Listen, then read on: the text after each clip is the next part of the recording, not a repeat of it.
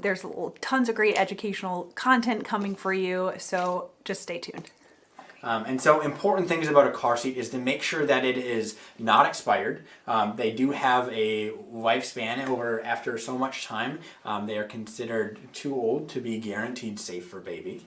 And then to make sure it's secured in the car correctly. Okay. The biggest thing is that this car seat needs to be facing backwards for a newborn infant. Okay. And then make sure to look at the manual that comes with the car seat to make sure that it's installed properly. If you have questions about this at all, you can always ask at the hospital and they can come down and check your car seat to make sure that it's installed properly, because everyone wants your baby to be safe. Other quick pointers and tips that we're going to probably try to talk about in a future episode is just to make sure that the shoulders are at the lowest setting, the shoulder straps. Okay. You shouldn't be able to pinch the strap. They should be tight enough to where you can't pinch and fold the straps down on themselves. Okay, that's how you know it's baby's snug enough. Okay. Other good things is that baby should just be kind of in one layer.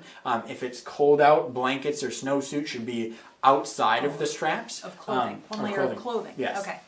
And the big thing there is that if baby's got a lot of clothing on and then you strap them in, if they were to get an accident, that clothing or that bedding or whatever can compress and baby could potentially slip out. So just kind of one layer of clothing, okay, then strap them in. If they need extra things to stay warm in the car, put it over the top of their straps and keep their little faces out and exposed. Got it. So car seats are that one thing that maybe a hand-me-down isn't going to work for because they expire, and it's that one thing we really need to get. Yeah.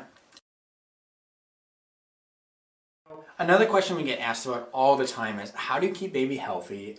And so the best things that you can do for baby is to keep everyone around them healthy, okay? Their immune systems are still young, still developing, so it's really important. Lots of hand washing for anyone who's going to be around the baby, holding the baby. Definitely in the era of COVID, this changes things a little bit. Yeah. It doesn't mean everyone's got a mask around, and so if you have people coming in to see baby and you want to say, hey, could you wear a mask around baby? That is okay for you as parents to ask. Again, that's something that you can weigh the benefits of. We say to try to avoid large crowds, but if there's a bunch of people that want to come see baby and you want to say, hey, can you please wear a mask around my baby?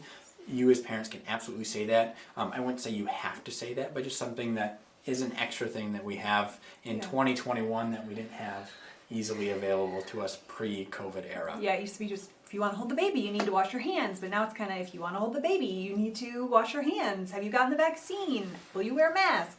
It's just another layer of things to think about. And then the other part of that is we talk about cocooning baby with vaccines.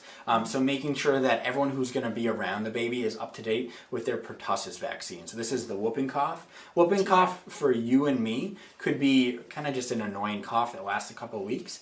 For babies, it could mean life or death. And so this means making sure dad is up to date, making sure grandma and grandpa and anyone else who's going to be up to date has had that Tdap vaccine. That letter P in Tdap is pertussis, and making sure that baby is safe from that standpoint. Moms get vaccinated usually in the 3rd trimester, so they pass some immunity on to baby, and moms do that in each pregnancy. Everybody else in the family just needs to make sure you are up to date, which is usually 5 to 10 years. Every 5 to 10 you need a booster. Yeah. And so the other part of that is like, gosh, when is baby sick? When do I need to call? And so you absolutely 100% do not need to regularly check your baby's temperature. But if you say, hey, you know what, my baby seems off. They've missed 2 feeds.